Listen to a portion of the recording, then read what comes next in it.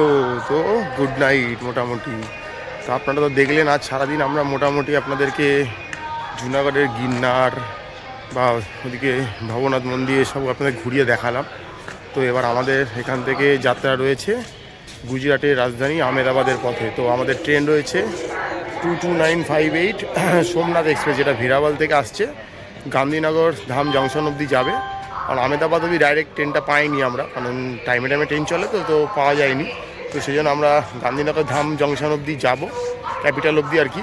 তারপর ওখান থেকে আমরা কোনোভাবে ট্রেন ধরে আমরা চলে যাব হচ্ছে গিয়ে মোটামুটি আহমেদাবাদের পথে। তো অপেক্ষা করুন। ট্রেনের আদৌ সেইভাবে কিছু দেখানোর নেই, আমাদের কনফার্ম সিটই রয়েছে B3-তে, তো এসিতেই রয়েছে। আমরা সাইড আপার লোয়ার, তো আমরা চলে যাব, তো গিয়ে আপনাদেরকে দেখাবো। মোটামুটি ট্রেনটা বীরাবল থেকে ছেড়ে দিয়েছে, দেখতেই পাচ্ছি দুটো স্ট্যান্ড চলে এসছে, এবার বাকি রয়েছে। এবার এসে গেলেই মোটামুটি ট্রেনটা চাপবো। রাতে কিছু দেখানোর নেই, আর আই থিঙ্ক আর্লি মর্নিং সকালে পৌঁছে যাব। অপেক্ষা করুন।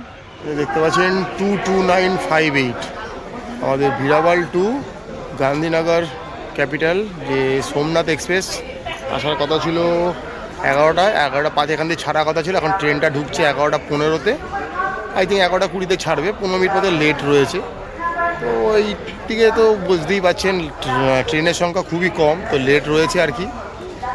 তো দেখে যা বোঝা যাচ্ছে আই থিঙ্ক বোধহয় ডিজেল ইঞ্জিন এটাকে কন্টিনিউ করছে, যা বুঝতে পারছি। সেই জন্য হয়তো একটু দেরি হচ্ছে, হয়তো ইলেকট্রিক ইঞ্জিন হলে হয়তো এতটা প্রবলেম হতো না।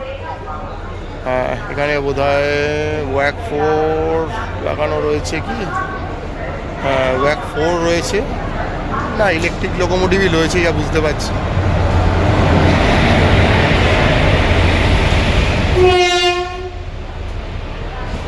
দেখতে পাচ্ছেন ট্রেন আসার মোটামুটি 3 মিনিটের মধ্যেই ছেড়ে দিল। বেশিক্ষণ আর কি 5 মিনিট দাঁড়ানোর কথা ছিল, বাট লেট থাকার জন্য বেশিক্ষণ দাঁড়ায়নি। এই মুহূর্তে আমরা রয়েছি 22958 সোমনাথ এক্সপ্রেস, যেটা ভিরাবাল থেকে যাবে গান্ধীনগর ক্যাপিটালও। তো দেখা যাক, আর্লি মর্নিং পৌঁছানোর কথা আছে, কখন গিয়ে পৌঁছায়। ট্রেন মোটামুটি 50 মিনিট লেটে চলছে। তো চলুন এবার গুজরাটের ক্যাপিটাল আহমেদাবাদের দিকে যাওয়া যাক আস্তে আস্তে। অনেক এদিক ওদিক জেলাগুলো ঘোরা হলো, ডিস্ট্রিক্টগুলো, এবার ডাইরেক্ট আহমেদাবাদ। তো রাতে তো সেরকম কিছু দেখানোর নেই, এবারে ঘুমের দেশে পারি, তারপর যা হবে কাল সকালে উঠেই ঘুম ভাঙলে দেখাতে পারো। Hello, good morning. তো মোটামুটি কাল রাতে তো শুয়েই পড়েছিলাম আমরা জুনাগড়ে ওঠার পরে ট্রেনে। তারপরে সোমনাথ এক্সপ্রেসে করে আমরা চলে এলাম হচ্ছে গিয়ে গান্ধীনগর ক্যাপিটাল। এটাও একটা বড় জাংশন পয়েন্ট বলতে পারেন মোটামুটি। তো রাতে কিছু দেখানোর আমাদের খুব একটা ছিল না, ঘুমিয়েই পড়েছিলাম। তো এবারে সকালবেলা মোটামুটি আমাদের ট্রেন আসার কথা ছিল 6:50-এ, 5:50-এই চলে এসছে। এখন ঘড়িতে মোটামুটি 6:05। এবার দেখতে হবে এখান থেকে আমরা কী করে আহমেদাবাদ যেতে হবে, কারণ আহমেদাবাদে ডাইরেক্ট কোনো ট্রেন ছিল না, তাই আহমেদাবাদের ট্রেন আমরা নিতে পারিনি। তো আমরা এই মুহূর্তে গান্ধীনগর জংশনেই রয়েছি। এখন বেরিয়ে দেখবো যে বাস, অটো, মেট্রো বা লোকাল ট্রেন কিসে করে আমরা আহমেদাবাদে পৌঁছাতে পারবো। তো এই ছিল মোটামুটি আমাদের জুনাগড় থেকে গান্ধীনগর ক্যাপিটাল আসার গল্প। তো এখনও আমাদের আহমেদাবাদ পৌঁছানো বাকি রয়েছে, সেটাও বলে দেবো কীভাবে পৌঁছানো যায়। তো দেখতে থাকুন। তো আমরা ট্রেনে করে তো এলাম গান্ধীনগর ক্যাপিটালে। একটা অটোয় উঠেছি, অটোটা শেয়ারিংয়েই যাচ্ছে, মানে পার হেড 50 টাকা করে মিটারে চলে, বাট এখন পার হেড 50 রুপিসে যাচ্ছে। বাট খুবই অন্ধকার, মানে ঘড়িতে এখন বাজে 6:30, বাট রাস্তাঘাট এত অন্ধকার দেখে মনে হয় যেন সন্ধ্যে 6:30 শীতকালে। মানে এই ওয়েস্টের দিকে মোটামুটি বলতে পারেন এত বেলাতে আলো ফোটে যে 7:30-টার সময় দেখবে কোনো অন্ধকার, বোঝা মুশকিল। তো আমরা এখন অটো করে যাচ্ছি বাস স্ট্যান্ডে থেকে, ওখান থেকে বাস নেবো আমরা আহমেদাবাদ যাবো। আহমেদাবাদ এখান থেকে মোটামুটি 26 থেকে 30 কিলোমিটার কাছাকাছি দেখাচ্ছে এর মধ্যে। তো আমাদের যেতে হবে স্টেশনটা, কি বলতে পারেন এটা আমাদের ওই শালিমারের মতো আর কি, একটু দূরের দিকে আর কি। এবার ওখান থেকে যেমন আসতে হয় হাওড়ার দিকে আমাদেরকে সেরকমভাবে যেতে হচ্ছে আর কি। এই হচ্ছে কি ব্যাপার। তো এতটাই অন্ধকার, কিছু দেখানোর নেই আর কি বলবো রাস্তা। তো আগে পৌঁছাই বাস স্ট্যান্ডে, তারপর দেখছি কি বাস পাচ্ছি যাওয়ার জন্য। বাট ঠান্ডা কিন্তু মোটামুটি আছে হালকা, ঠিক আছে, একদম পারফেক্ট ঠান্ডা নেই।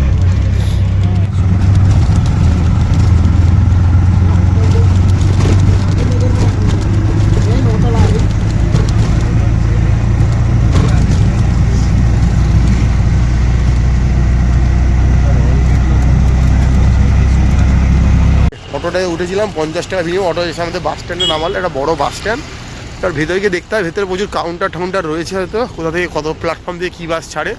দেখুন ঘড়িতে মোটামুটি বেজে গেছে 6:30টারও বেশি, কিন্তু আকাশ দেখে মনে হচ্ছে না এখন সন্ধ্যেবেলা, সন্ধ্যে 6:30 বাজে। তো এই হচ্ছে কি মোটামুটি ব্যাপার। তো দেখছি এখান থেকে কী বাস পাওয়া যায়।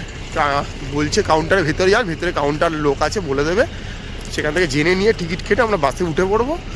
উঠে আমরা বাসে করে চলে যাব একদম আহমেদাবাদ সিটিতে বা স্টেশনের কাছাকাছি কোথাও। এই দেখতে পাচ্ছেন GSRTCর বাসে উঠেছি গান্ধীনগর ডিপো থেকে, আমাদেরকে একদম আহমেদাবাদ লাস্ট স্টপেজে নামাবে।